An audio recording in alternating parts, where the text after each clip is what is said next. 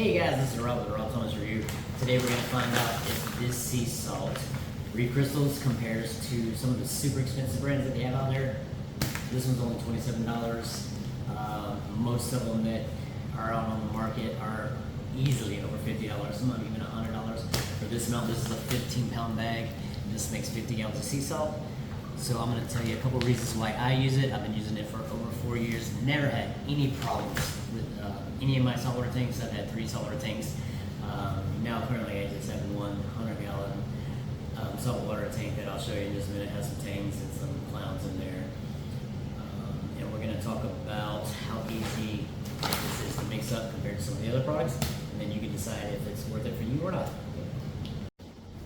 Alright guys, before we get back into the reef salt, I just wanted to show you my reef tank. This is my saltwater reef tank that my tangs are swimming around in there.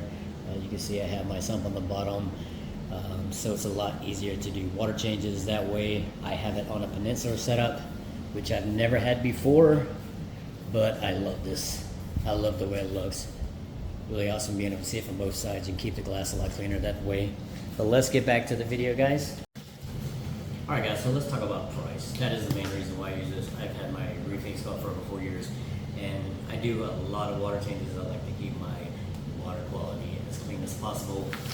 And the main reason that I use this is anywhere from $24 to $27 for the small bag. I normally buy it in the bigger gallons, but today I just wanted to show you this product off Amazon to show some price comparison to this.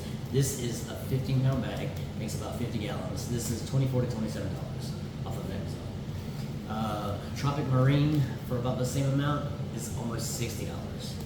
And then Red Sea Coral Pro for the same amount is roughly around $45. So you see there's a big price difference there.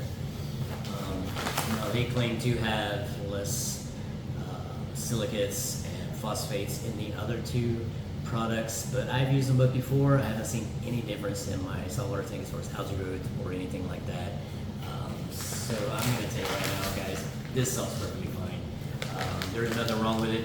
The only difference really that I can see, this takes a little bit more time to mix. The other 2 mix almost quite instantly. You can let it sit for a couple hours to make sure it's fully dissolved.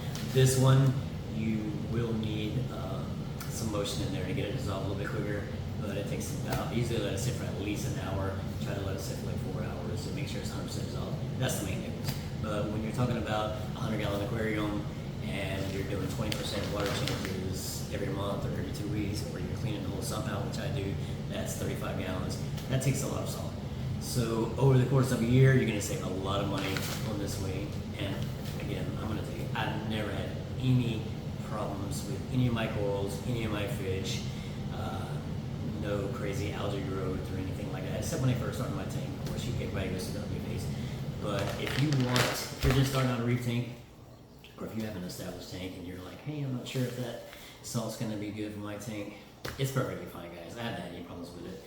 I'm not a reefing expert. I haven't had tanks for all my life, but I have had my saltwater tank going for 4 years now. I have changed the actual aquarium a few times, switching between bigger tanks, smaller tanks.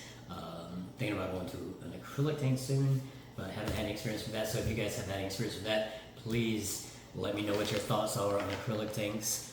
The one reason that I'm thinking about doing that is because I live in an apartment. When I carried this huge tank upstairs, it was a pain in the ass. So thinking about going to acrylic for the next time that I move. But guys, the salt's great. You're not gonna have any problems with it. At least I never have. That's my honest review.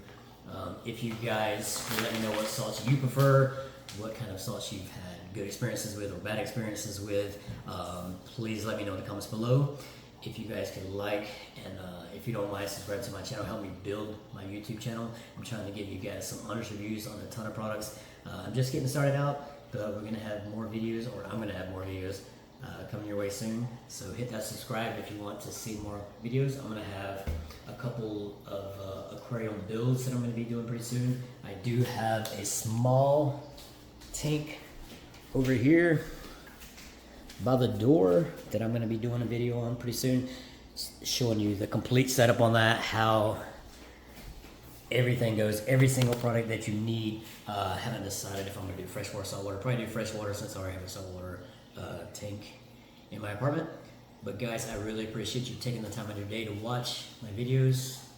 Again, this is Rob with Rob's Almost Reviews. Thanks so much, guys. Appreciate it.